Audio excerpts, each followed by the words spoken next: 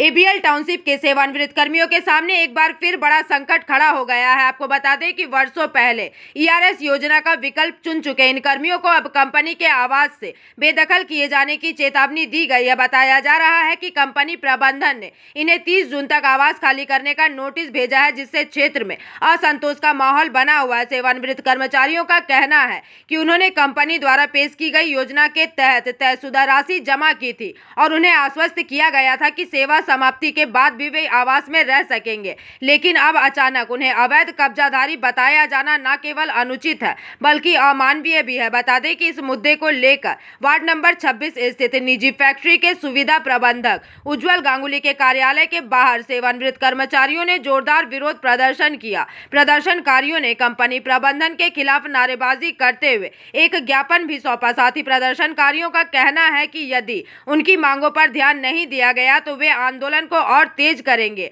और खून की आखिरी बूंद तक लड़ाई जारी रखेंगे। আমাদের কোয়ার্টার ছেড়ে দিতে বলছে, আমাদেরকে কোয়ার্টার ওদের সঙ্গে আমাদের একটা কথাই আছে যে তোমরা রিটায়ার করলে তোমাদেরকে দিয়ে দেওয়া হবে, কিন্তু আজ অবধি সেটা কোনো ইয়ে হচ্ছে না। উল্টো আমাদেরকে 1 জুলাইয়ের মধ্যে আমাদের কোয়ার্টার ছেড়ে দেওয়ার জন্য করছে এবং এখন এরা এদের এখন যা করবে করুক, আমরা আমাদের মতন ডিসিশন নিব। আমরা তা ছাড়বো না কোয়ার্টার, আমরা এখানেই থাকবো, আমাদেরকে এইভাবেই থাকতে হবে।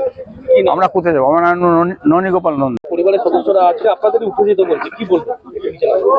এখন আমার পরিস্থিতি যেমন আমাদের কোয়ার্টারটাকে আমাদের সবাইকে বাঁচাতে হবে। কোয়ার্টারের এই হঠাৎ করে একটা ইললিগেল ভাবে আমরা আছি, এই জিনিসটা মানে সবার বয়স্ক মানুষ তো এখানে আছেই, তাদের জীবনে মানে হার্ট অ্যাটাকের মতন চলে এসেছে, সবাই অসুস্থ হয়ে পড়েছে। তো আমরা সবাই মিলে একজোট হয়ে আছি যে কোয়ার্টার গুলোকে আমাদের বাঁচাতে হবে, আর আমরা ইললিগেল ভাবে কিন্তু নেই। আমরা এখানকার এক্স এমপ্লয়ি এবং রিটায়ার্ড এমপ্লয়ি সবাই মিলে এখানে এসেছি। আমাদের দাবি ছিল একটাই, এখানে আবাসন নিয়ে দীর্ঘদিনের সমস্যা। এইখানে মোট 6বার ভিআরএস ইআরএস হয়ে গেছে, 96, 98, 2000 এবং 2021 ভিআরএস হয়েছে, 2018 এবং 2020-তে ইআরএস হয়েছে। এবং এইখানে ম্যানেজমেন্ট এবং ট্রেড ইউনিয়ন যারা প্রতিনিধি ছিলেন তারা উভয়ের সঙ্গে কথা বলে এগ্রিড হয়েছিলেন। তারপরে আমাদের 2024-এর এন্ডে আমাদের চিঠি দেওয়া হচ্ছে যে আমি নাকি ইললিগালভাবে এইখানে অকুপাই করে বসে আছি। আমি যদি ইলিগাল অকুপাই করে যদি বসে থাকি কোয়ার্টারে, তাহলে আমাকে কোম্পানি ফাইনাল সেটেলমেন্ট করলো কী করে? তারপরে আমাকে চিঠিতে রিকোয়েস্ট করছে কী করে, তুমি সার্ভিস চার্জ দাও, ইলেকট্রিসিটি চার্জ।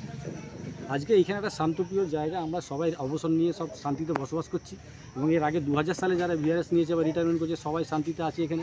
আপনারা ইলিগাল পার্সেন্ট, আপনারা কোয়ার্টারে 1 জুলাই থেকে টাকাও পড়ে আছে, আমাদের টাকা আছে, সব কিছু আছে, বলতে আমরা টাকা দিয়ে দেবো। আমরা কোয়ার্টার অনেকে ইআরএস নিয়েছে, তাদেরকে বাধ্য করেছে যে আপনাকে থাকতে দেবো, আপনারা ইআরএসটা নিন। বাচ্চারা যাদের এখনো 15 বছর 20 বছর সার্ভিস আছে তাদেরকে সরিয়ে দিয়েছে ইআরএস দিয়ে। এটা ইলিগাল ভাবে করছে, এটা মজা মতন। আমরা সবাই মিলে সমস্ত কোনো ইউনিয়নগত হয় না, যাদের আমাদের এরকম। दुर्गापुर से निमाई दास की रिपोर्ट, पीवीटीवी न्यूज।